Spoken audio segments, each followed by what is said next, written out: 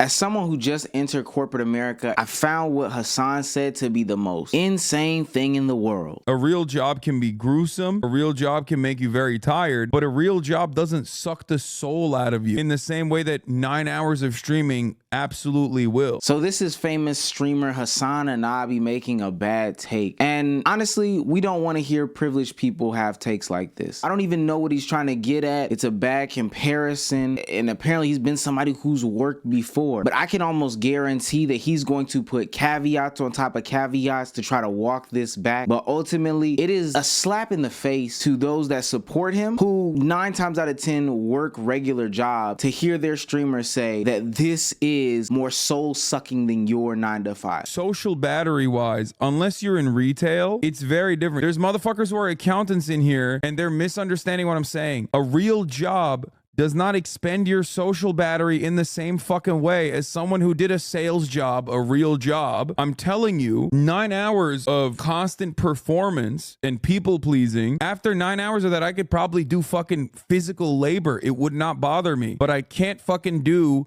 more social shit. That's my point. All you have to do is make your stance without dragging other people who, quite frankly, tune into you to escape the social draining and the soul sucking of their 9 to 5 job. They look to you for that. And the fact that you can't even give them the respect of not disrespecting them as they watch you is so absolutely disgusting. And I knew he was going to put a caveat on top of a caveat as to what he means, as if people are supposed to sit in here and pitch to you their job and have them be slapped in the face by you and your criticism of what is a real job and what isn't a real job. Get the fuck out of here, Hassan. There are obviously real jobs out there that are good comparisons. Service sector, people-pleasing jobs would be customer service type shit. But like if you're an accountant or if you're even like in sales, my interactions with clients was limited, way more limited than like constantly having to do this for 9 hours. Yeah, think about it this way.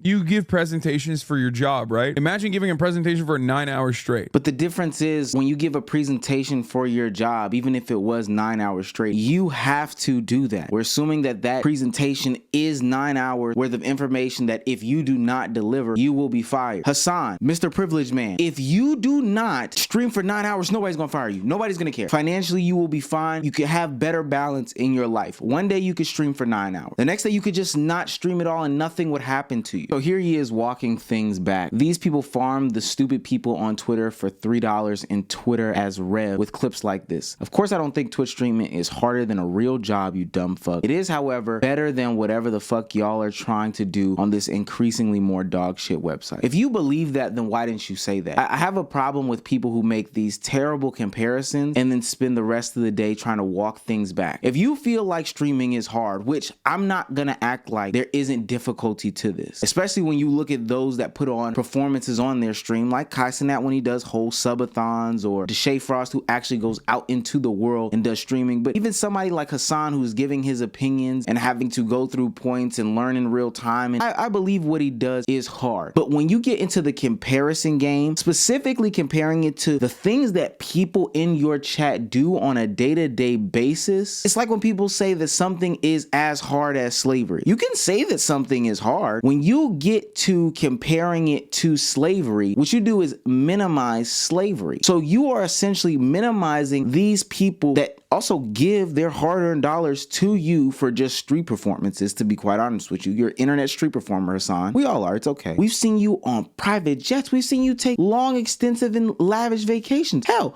I know you make more than 6 figures a month on Twitch alone. So you can't tell me that you can put your complaints at a higher value than those that work regular jobs, who are starving, who have no security. You're insane, dude. The privilege is insane. To put the icing on the cake is that Hassan is somebody who has always grown up affluent, always grown up with money, always grown up rich. To a relatively affluent family. And if you're like even a little bit affluent in Turkey, because of how massive the wealth gap is in a country like that, you're you're caked up. Hassan's father, Mehmet B. Piker, was the vice president of Sabancı Holding, a Fortune 500 company at the time. He also represented Turkey as a delegate in the European Union. For Hassan to act like this wouldn't even make him upper middle class in America, when his father was literally one of the most powerful businessmen on the planet, is just a straight up lie, which he does a lot of in this interview. By the time I got to college, my dad lost everything. What happened in that? Just decade? gambled, basically. Yikes. Okay. I can't dispute this fact in and of itself, as this information isn't public, but given Hassan's repeated lies throughout this interview, and the fact that his father is still a powerful figure in Turkish politics, I find it hard to believe that his father lost all of his financial influence. This is another case of just a rich person looking down at their poor audience and shitting on them, repeatedly doubling down and saying that, hey, my life is so much harder than you and I want sympathy from you. And to be quite honest with you, I personally think it's disgusting. Somebody like Hassan should not be able to downplay himself when we can see we're smarter now. We're smarter these days. We can look at your YouTube channel. We can look at your Twitch following. We can see how much money you are making. You do not have to convince anybody that you are still broke, poor, or adjacent to anybody like that. People just ask that you do not disrespect them to their faces, Hassan. That's all. I don't know. As somebody who lives at the middle between content creation and a corporate environment, I can honestly say that on a day-to-day basis, working a job, damn near any job, is much harder than content creation, especially when we're talking about social battery. This guy's a clown, but let me know what you guys think.